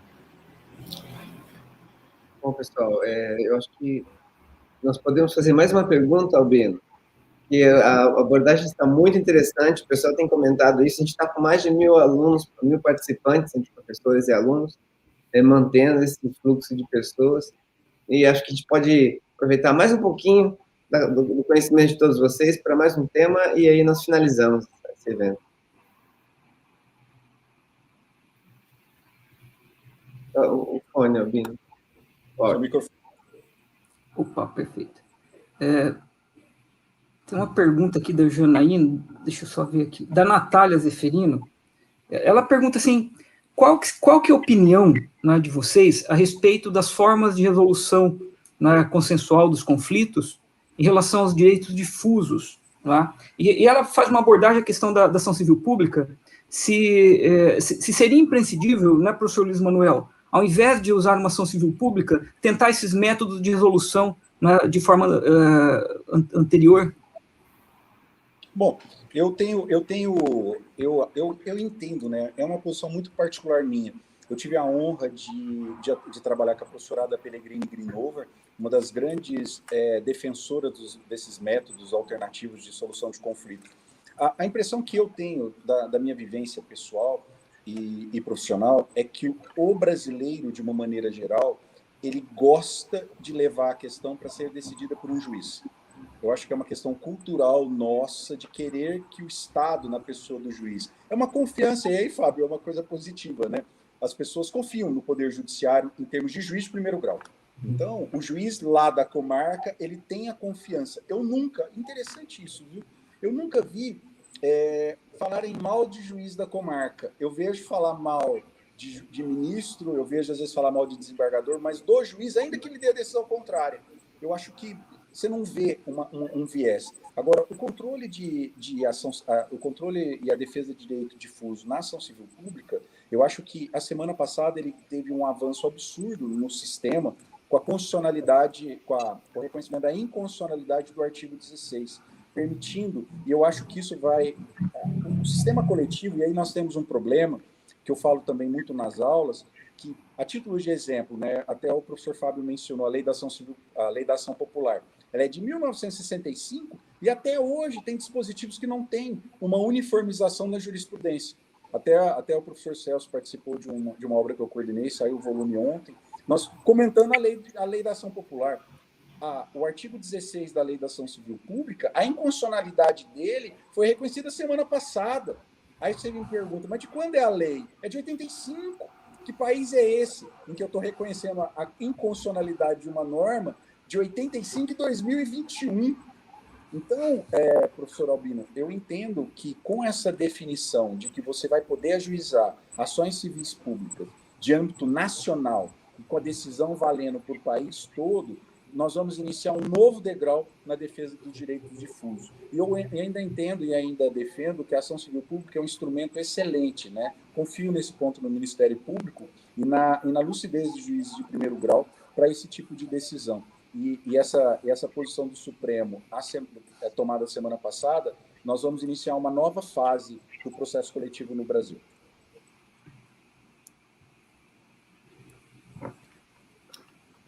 Fábio, eu?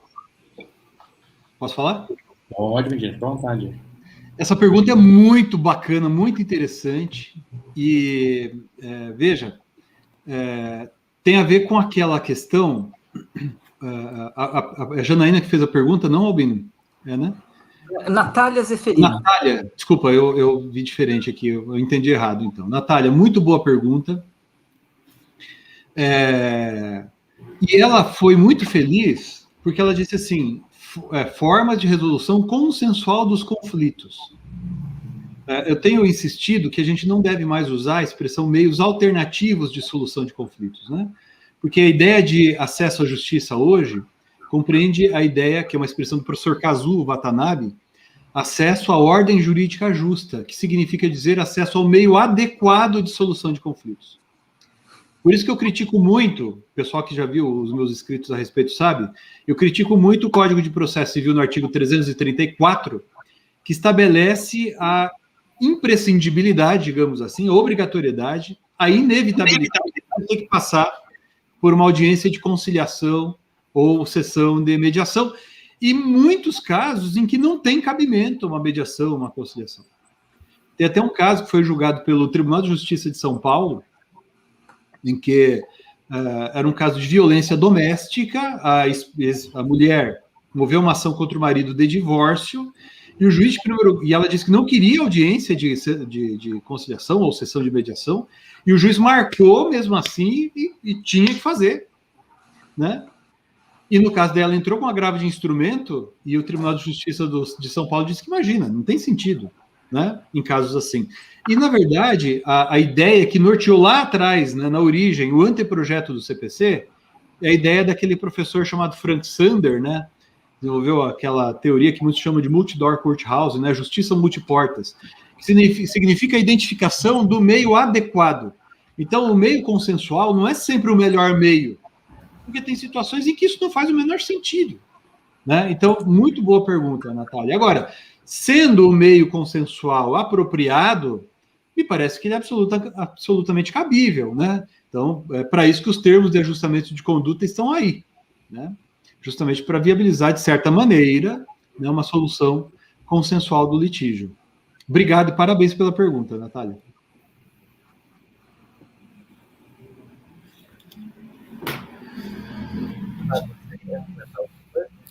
Não, com relação a isso, acho que já foi explanado aí com muita sapiência pelos dois aí, né?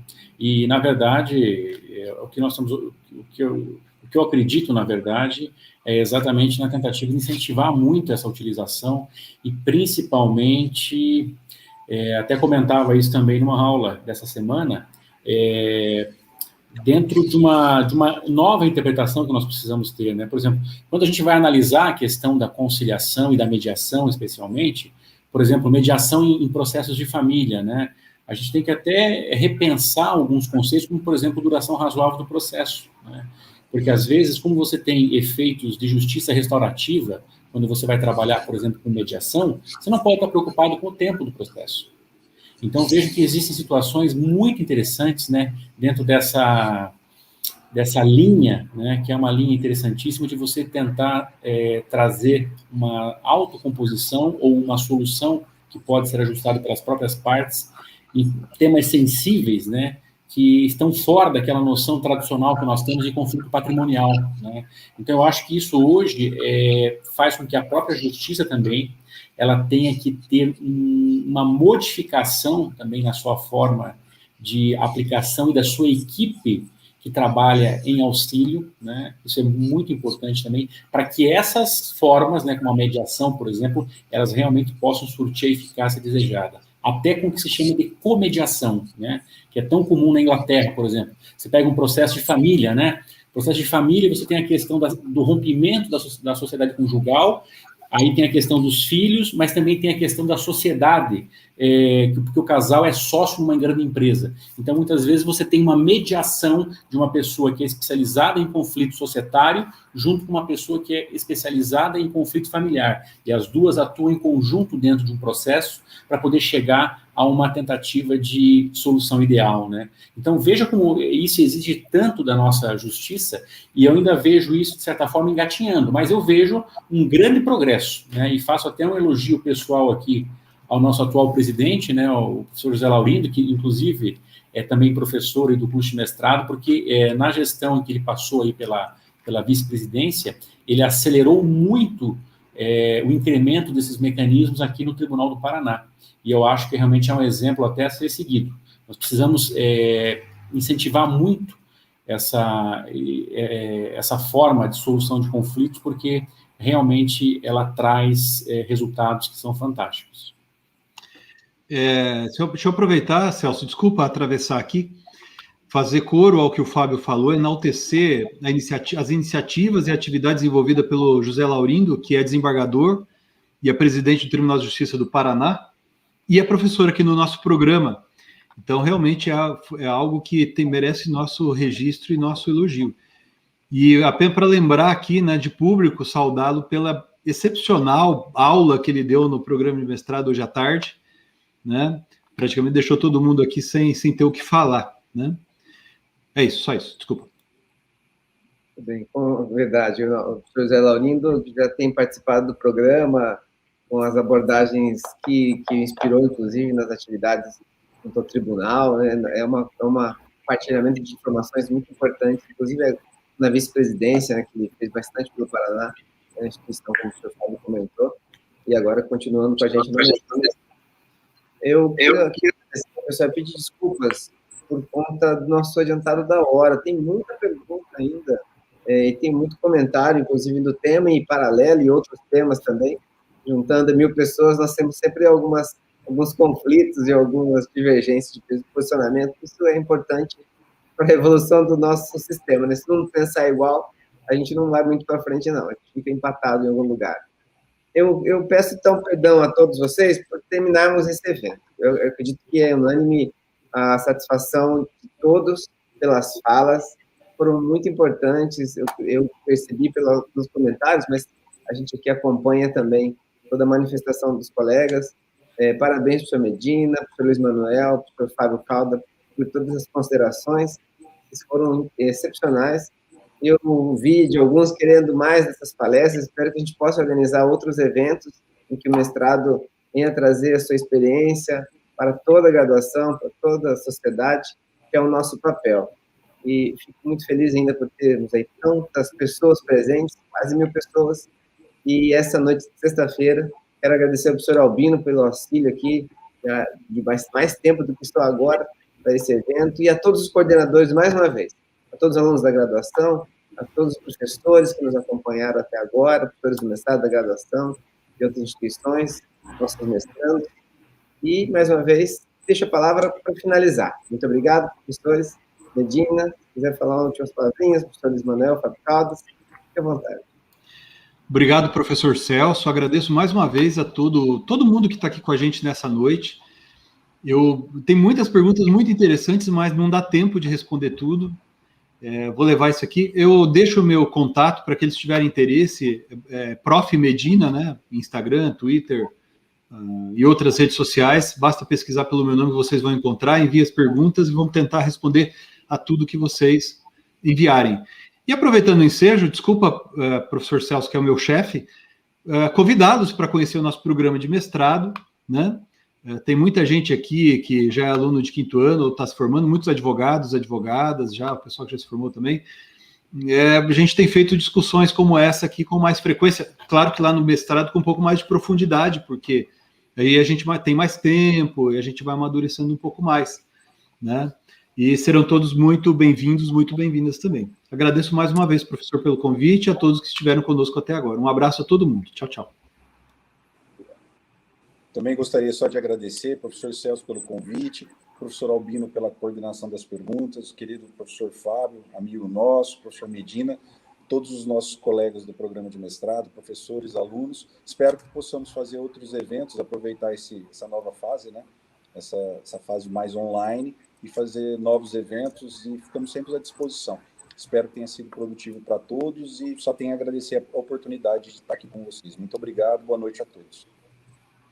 Eu agradeço também, né, o convite que me foi feito pelo Celso, as brilhantes exposições aí dos colegas, do professor Medina, né, querido amigo, o professor Luiz Manuel também, nosso querido amigo do mestrado, o professor Albino também, uma paciência também de coordenar. Agradeço a todos aí, e agora já estamos até liberados aí para sextar, então, né? Meu, muito obrigado, então. Albino, fazer a palavra, Albino? Você só agradecer aos professores aí pelas brilhantes palestras, falas, comentários, debates, parabenizar, né, o professor Celso pela coordenação do evento, e agradecer a presença de todos, e registrar aqui a presença do nosso coordenador da pós-graduação da Unipar, o professor Emerson Luiz, né, Botelho Lourenço, que fez um comentário ali para nós. Obrigado, professor, pela presença.